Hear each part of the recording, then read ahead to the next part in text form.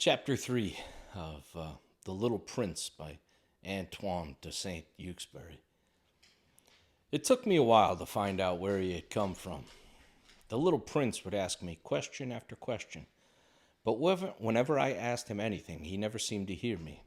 It was only from chance remarks he made that, little by little, I was able to discover anything at all about him. But his questions kept coming. So, for instance, when he first set his eyes on my aeroplane, and I shan't draw my aeroplane for you, because it would be far too difficult, he immediately asked this question: "What's that thing over there?" "It's not a thing," I told him. "It flies. It's an aeroplane. It's my aeroplane." I said this because it was important to me that he understood that I flew it, that I was the pilot and proud of it. "What?" he cried. "You just fell out of the sky?" "I did," I replied modestly, not wanting to make too much of it. "Oh, that's funny." He laughed really funny. The little prince had a merry sort of laugh, one that pealed like bells, and one which I have to say irritated me greatly. I mean, my plane had just crashed. I wanted my misfortune to be taken rather more seriously. Then he went on. "So, like me, you came down from up in the sky as well. Which planet are you from, then?" And that was when I began to understand something at last about where this little mysterious little fellow might have come from. "So you're from another planet too, are you?" I asked him. But he didn't answer me. I saw he was shaking his head. He could not take his eyes off my aeroplane. "I can't imagine," he said, "that in that thing of yours over there you could have traveled from very far away." He said no more for a while, but seemed to be lost in his own thoughts. Then he took my sheep out of his pocket. I could see it become like a precious treasure to him. He simply gazed down at it in wonder for several minutes. You can imagine, maybe, how much I was intrigued by his strange reluctance to give me a straight answer as to which planet he came from. I had to try again to know more. "Where do you come from, young fellow?" I asked him. "I mean, where's your home? Where will you take my sheep to?" There was a long and thoughtful silence. Then he said, "What's really good about the box you have given me is that it will now be a place he can go to at night. He can go to at night times. It will be like a house for him." "That's a good idea," I told him. "And if you are good, I can give you some string as well, and a post for you to tie him up to."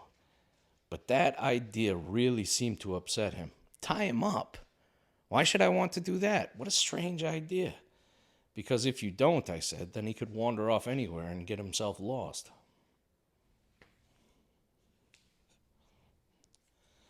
Then came that peal of laughter again. "But where do you think he would go?" he asked. "I don't know, wherever he feels like, straight ahead if he wants to." The little prince was suddenly serious. "Well, that wouldn't be a very good idea. Everything is very small where I live." Then he added, rather sadly, "So straight ahead wouldn't get him very far."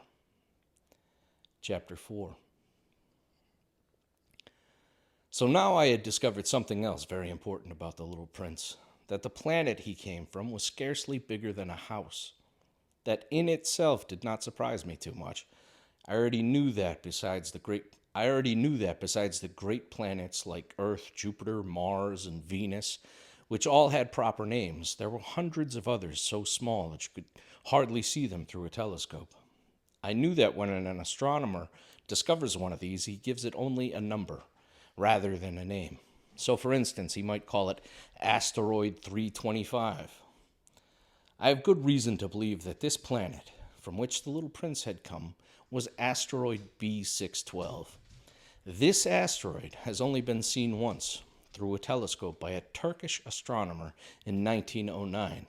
He made a great announcement about his discovery in a lecture at the International Congress of Astronomy, but no one believed him because of the clothes he was wearing.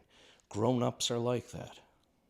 Luckily for the good reputation of asteroid B612, a Turkish dictator made it a law which had to be observed on pain of death that everyone had to dress in the European style. The astronomer repeated his lecture in 1920, dressed in a suit that was thought to be supremely elegant, and this time they believed everything he said. I have told you All this about asteroid B612 and its number 2, mostly because of grown-ups. Grown-ups are very fond of numbers. When you tell them about a new friend, they never ask you the kind of questions that should be asked, such as what kind of voice does he have? What are his favorite games? Does he collect butterflies? Instead, they ask, how old is he? How many brothers has he got? How much does he weigh? How much money does his father earn? They really do imagine this is the best way to discover what sort of person he is. If you tell grown-ups, I once saw a beautiful house built of pink bricks with geraniums in the window box and with doves on the roof, they wouldn't be able to picture what this house was like at all. No, you would have to tell them, I once saw a house that must have cost 100,000 francs. Then they would exclaim, what a lovely house that must be. It would be the same if you told them, the proof of the existence of the little prince is that he was a beautiful person, that he laughed, that he wanted a sheep. If anyone wants a sheep, that's proof enough that he exists. Tell them that, and they would shrug their shoulders and treat you like a child. But tell them that he comes from asteroid B612, and they will believe you at once. And they will not pester you any more with their stupid questions. They are like that. You mustn't hold it against them. Children have to remember always to be very tolerant towards grown-ups. But those of us who understand life, we couldn't care less about silly old numbers. I should have liked to have begun this story as all fairy stories began. I should like to have said, once upon a time there was a little prince who lived on a planet scarcely bigger than he was, and who was longing to have a friend.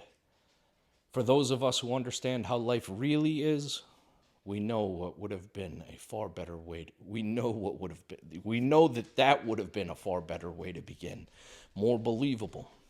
But I wouldn't want anyone to skip too lightly through my book. It has not been at all easy for me, and sadder than you know to write of these memories.